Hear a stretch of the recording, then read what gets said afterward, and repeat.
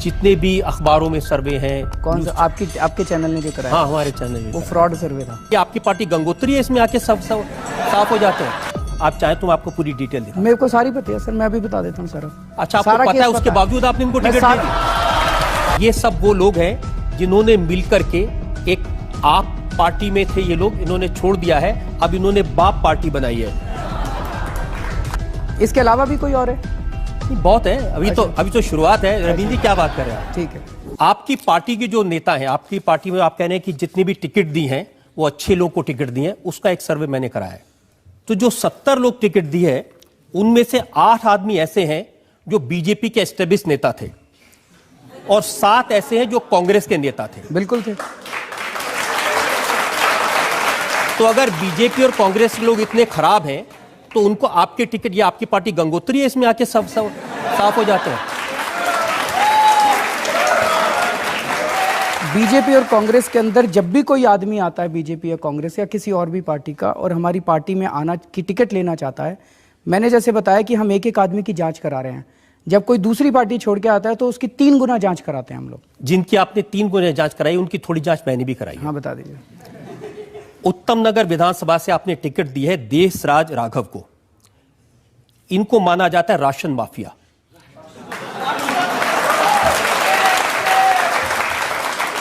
लोकायुक्त के पास इनकी शिकायत है जिसमें कहा गया कि राशन और मिट्टी के तेल की इनके और इनके परिवार के नाम में 20 दुकानें हैं।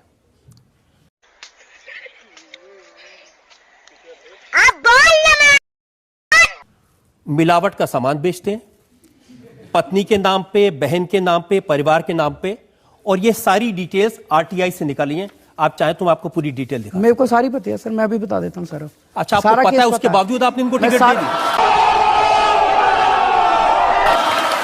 मैं सारा केस बता देता हूँ आपको। वाह, मैं सारा केस आपको बता देता हूँ।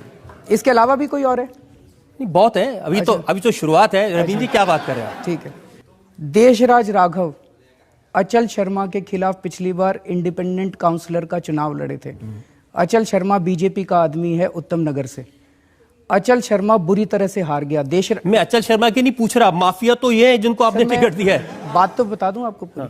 अब मेरे को पूरा करने देंगे, बीच में काटेंगे नहीं? नहीं, बिल्कुल काटूंगा। अगर मैं पूछ रहा हूं कि क्या इनके खिलाफ लोकायुक्त के पास शिकायत है कि नहीं है? सर, मेरे को जवाब देना पड़ेगा। अगर आप मेरे को जवाब देने देंगे तब तो मैं आप जवाब दे ही नहीं रहे, आप तो दूसरे बात के बारे में बात कर रहे हैं। तो फिर ऐसे तो काम नहीं चल सकता। ऐसे ही काम चलेगा। अचल शर्मा ने एक आरटीआई डाली जिसके अंदर उनको एक इंफॉर्मेशन मिली। उसके बाद उन्होंने दूसरी आरटीआई डाली जिसमें डिपार्टमेंट ने ये कबूल किया कि हमने जो पिछली आरटीआई का जवाब दिया था वो गलत था और देशराज राघव के नाम पे एक भी दुकान नहीं है। देखिए, आपके समर्थक के बारे में इल्जाम लगे तो आप एक आरटीआई, दूसरी आरटीआई, लोकायुक्त, ये सब करने लगते हैं।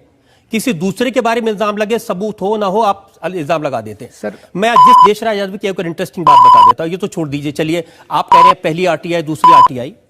इनके पिताजी की डेथ हुए 4.5 साल हो गए।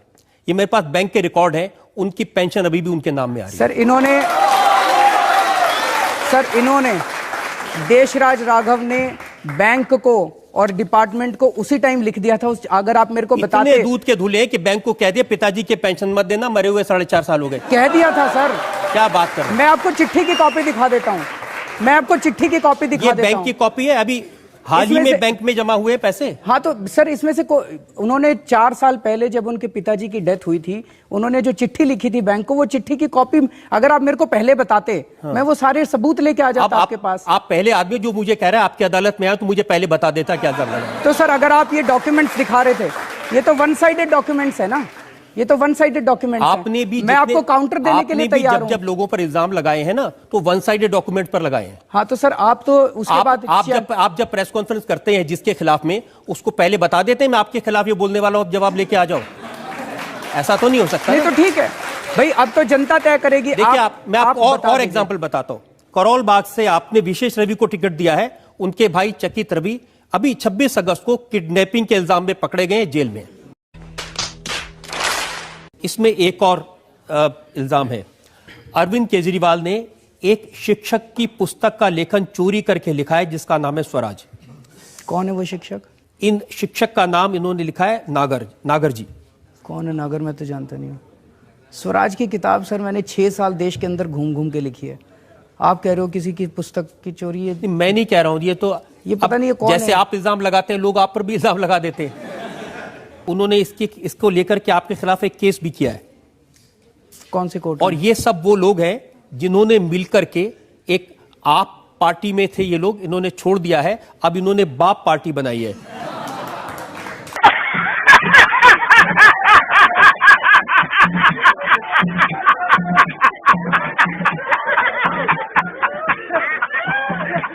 जितने भी सर्वे आते हैं उसमें आपकी पार्टी नंबर 3 पर आती है। कौन सा सर्वे? जितने भी अखबारों में सर्वे हैं। कौन सा? आपके चैनल ने जो कराया? हाँ, हमारे चैनल में वो फ्रॉड सर्वे था। मैं आपको और जो एक मिनट मैं आपको अब जो आपने कुछ कहा, मेरी बात सुन। योगेंद्र यादव ने सर्वे करवाया वो सही सर्वे था। मैं आपको आता हूं उसके ऊपर। जो सर्वे आपको जीता दिखाए वो सही, और जो हारा दिखाए वो फ्रॉड।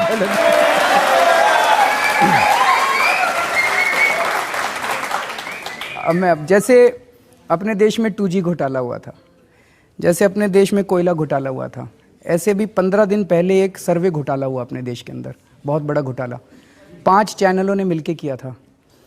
उसमें ये इंप्रेशन क्रिएट करने की कोशिश की गई, बीजेपी की 30-31 सीट आ रही हैं और ये आम आदमी पार्टी की 8-10 आ रही हैं, और ये आम आदमी पार्टी नहीं होती ना तो बीजेपी जीतने वाली थी। बीजेपी के वोट काट रहे हैं, बीजेपी की सीट काट रहे हैं। ये योगेंद्र यादव ने सर्वे कराया। योगेंद्र यादव का सर्वे क्लियरली दिखा रहा है कि 32% वोट शेयर आम आदमी पार्टी का आ रहा है, 29%। योगेंद्र यादव तो आपकी पार्टी के नेता हैं, अपना ही सर्वे करा के अब बता रहे हैं कि आपका